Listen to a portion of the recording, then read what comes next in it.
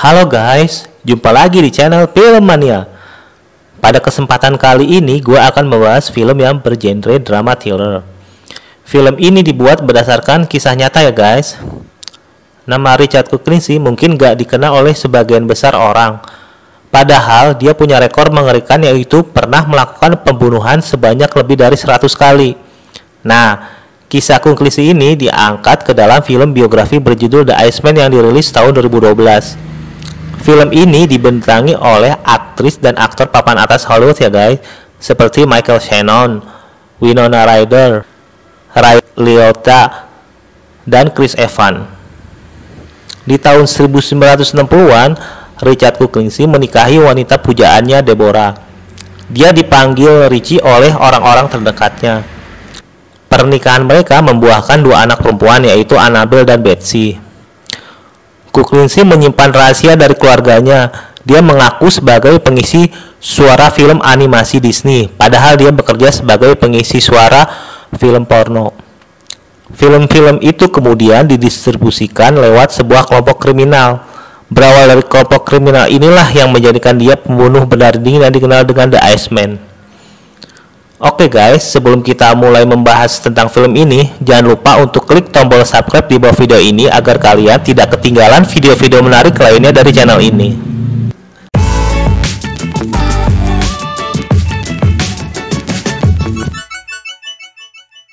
Scene dibuka dengan adegan seseorang pria yang diinterogasi dengan pertanyaan, "Apakah Anda menyesal dengan apa yang Anda perbuat?" Pria itu adalah Richard Kuklinski yang telah diinterogasi oleh polisi. Lalu scene berlanjut sebelum kejadian Richard Kuklinski ditangkap.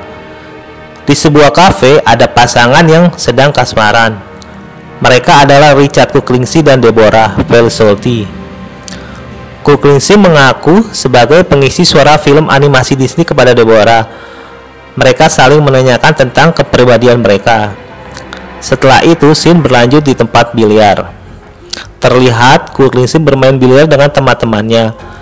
Tapi saat sedang bermain biliar, ada seseorang pria yang menghinanya menyinggung tentang Deborah, calon istrinya. Kesal dengan perilaku pria tersebut, ketika pria itu mau pulang berjalan menuju mobilnya, Kuklinski menggorok lehernya. Pria itu langsung mati seketika.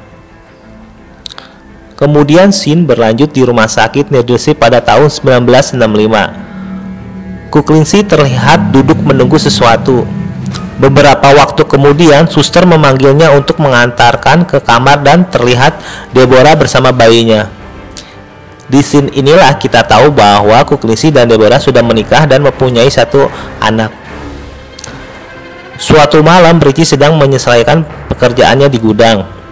Richie yang mengaku sebagai pengisi suara film animasi Disney pada Deborah, sebenarnya dia bekerja sebagai pengisi suara film porno. Ketika Richie ingin pulang, dihadang oleh sekelompok orang. Ternyata mereka adalah kelompok kriminal yang dipimpin oleh Roy DeMeo. Roy DeMeo adalah seorang kriminal kelas atas yang mempunyai industri film porno tersebut. Roy meminta kekurangan filmnya kepada Richie, tapi Richie meminta waktu untuk menyelesaikannya. Anak buah Roy memukul kepala Richie, tapi Richie membalasnya dengan memukul kakinya sampai jatuh. Terjadi perseteruan antara Roy dan Richie. Setelah kelompok Roy pergi, beberapa waktu kemudian anak buah Roy kembali menemui Richie dan mengundangnya untuk datang bertemu Roy keesokan harinya. Setelah selesai, Richie langsung pulang ke rumahnya. Dia terlihat menggendong bayinya sambil memberi susu dan menghabiskan waktu bersama Deborah dan bayinya. Richie terlihat sangat menyayangi keluarganya dan akan melindunginya dengan cara apapun. Keesokan harinya, Richie pergi menemui Roy di kantornya. Lalu Roy mengajak Richie jalan-jalan pergi bersama si Holly dan Josh, anak buahnya Roy, dengan mobil. Di perjalanan, ada pengemis yang meminta uang, namun si Holly mengusirnya. Tapi Roy malah menyuruh si Holly memberi uang kepada pengemis tersebut. Kemudian Roy tiba-tiba menodongkan pistol kepada Richie. Disitulah Roy melihat betapa dinginnya sikap Richie. Roy menjelaskan akan menutup perusahaan pornografinya tempat Richie bekerja. Dia kemudian menawari pekerjaan sebagai pembunuh bayaran. Sebelum bekerja, Roy memberi syarat. Richie harus membunuh pengemis dengan menembaknya sampai mati. Richie telah melakukannya.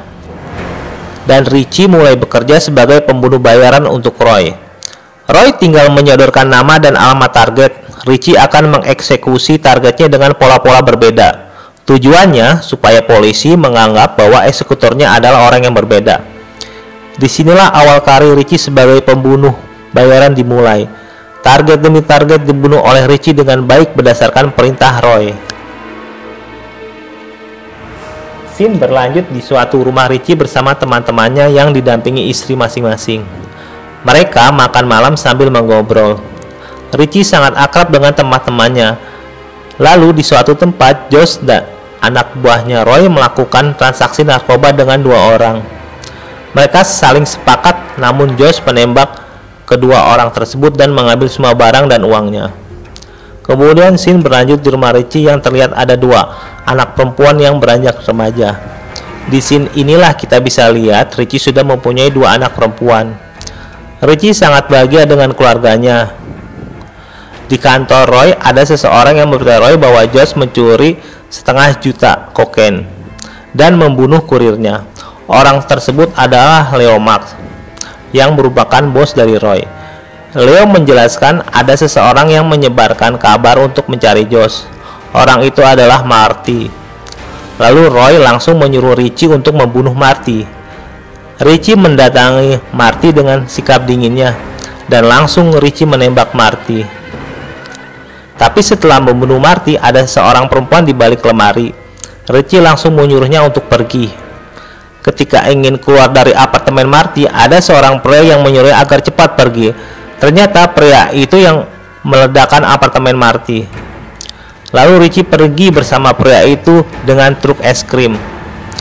Pria itu memperkenalkan diri, namanya adalah Robert Prong, yang lebih dikenal dengan Mr. Freezy.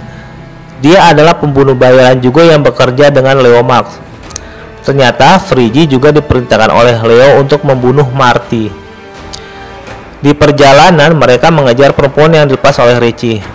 Freezy ingin membunuhnya karena telah melihat wajahnya. Namun Richie menghalanginya dengan menodongkan pistol ke kepala Freezy. Karena Richie tidak membunuh perempuan dan anak-anak. Akhirnya perempuan tersebut dilepaskan dan tidak dibunuh. Kemudian Roy dan Richie bertemu. Mereka membahas pekerjaan Richie mengenai pembunuhan Marty kemarin. Roy sangat kecewa karena Richie membiarkan perempuan itu hidup. Hal itu memicu kemarahan Roy yang khawatir perempuan itu akan bersaksi untuk polisi. Roy pun membebas tugaskan Richie. Dan akhirnya Richie tidak bekerja lagi dengan Roy. Kemudian scene dilanjutkan di suatu penjara. Richie mendatangi seseorang. Ternyata dia adalah Joseph, adiknya Richie. Richie menyembunyikan keadaan adiknya Joseph. Joseph ditahan karena divonis bersalah atas tindakan pemerkosaan dan pembunuhan perempuan berusia 12 tahun. Richie memberitahu Joseph agar tidak menghubungi keluarganya lagi. Kesulitan mendapatkan pekerjaan membuat Richie menggila. Dia juga mulai merasakan paranoid.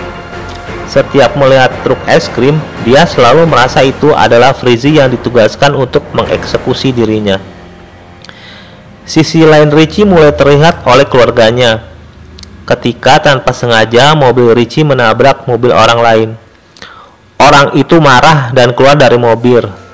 Dia mulai berteriak menghina Richie dan keluarganya. Richie yang marah besar mengejar pria itu sampai membahayakan keselamatan keluarganya sendiri. Masa kecil Richie jauh dari kata bahagia. Dia selalu menjadi sasaran dari kemarahan sang ayah.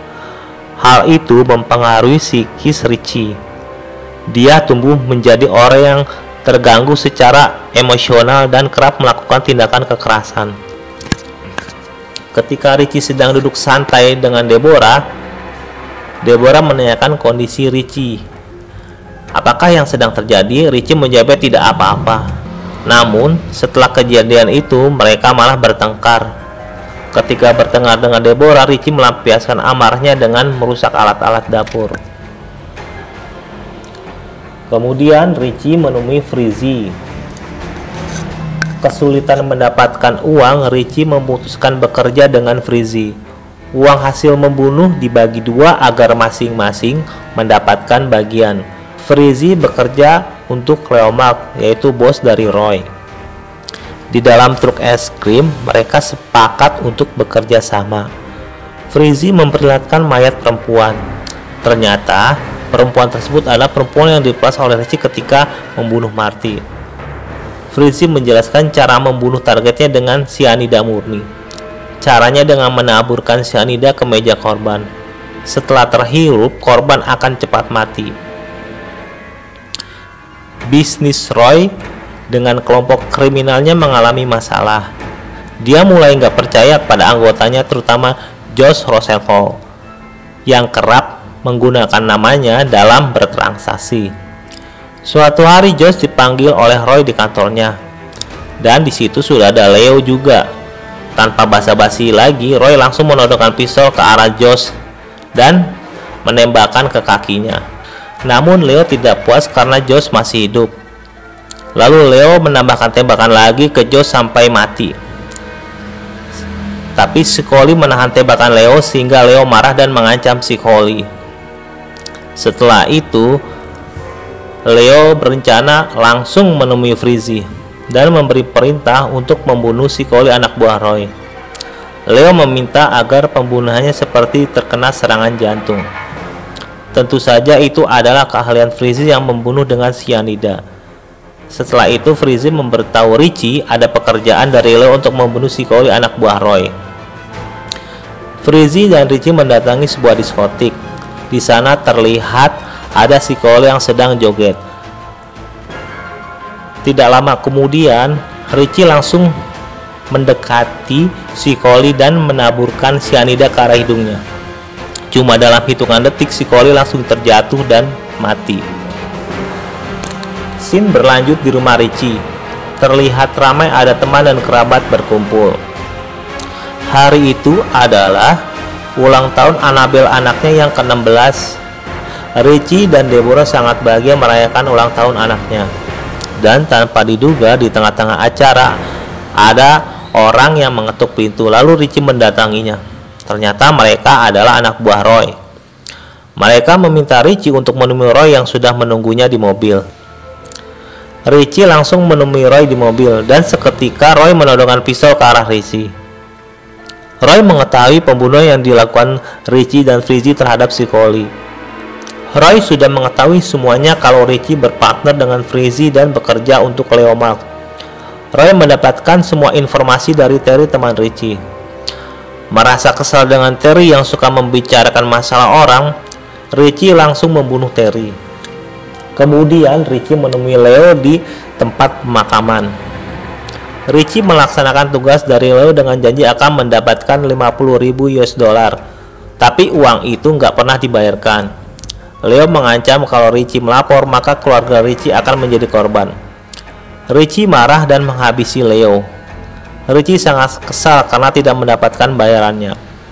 Setelah itu Richie mendapatkan kabar bahwa anaknya mengalami kecelakaan tabrak lari. Richie menemuinya di rumah sakit dengan kondisi yang sangat parah. Deborah sangat kecewa dengan Richie. Kemudian Richie menemui Freezy untuk menyelesaikan permasalahan mereka. Tak menemukan solusi damai, Richie langsung menghabisi Freezy dengan menembaknya. Beberapa hari kemudian, Richie bertemu dengan seseorang bernama Dominic di sebuah kafe. Richie melakukan kesepakatan dengannya, Dominic, agar menyuplai sianida untuknya. Richie membutuhkan sianida untuk pekerjaan selanjutnya. Tak lama setelah itu, Richie pun mendapatkan sianida dari Dominic. Dia merencanakan pekerjaan selanjutnya dengan memasukkan sianida ke dalam sandwich. Di pagi hari yang cerah, Richie telah siap dengan rencananya dan pergi bersama Deborah dengan mobilnya. Namun, tanpa diduga, baru beberapa meter mobil berjalan, polisi mengepung Richie. Lalu Richie ditangkap pada hari itu. Lalu dalam keadaan diborgol di dalam mobil polisi, Richie melihat Dominic berbicara dengan polisi. Ternyata Dominic adalah polisi yang menyamar untuk menyelidiki Richie. Kisah Richie sebagai pembunuh berakhir hari itu setelah ditangkap. Lalu scene berlanjut pada bagian interogasi Richie. Dimana scene ini lanjutan dari scene pertama ya guys, ketika seseorang pria yang diinterogasi dengan pertanyaan, apa Anda menyesal dengan apa yang Anda perbuat? Jawaban Richie adalah, aku tidak pernah menyesali apa yang kulakukan selain menyakiti keluargaku sendiri. Dia tahu kalau dia salah, tapi dia tidak meminta pengampunan dan dia ingin keluarganya memaafkannya. Hakim memutuskan Richard Kuklinski dihukum 2 kali seumur hidup dan ditempatkan di satu blok dengan saudaranya Joseph. Sejak saat itu dia tidak pernah bertemu kembali dengan keluarganya lagi. Richard Kuklinski meninggal pada tahun 2006 di dalam penjara.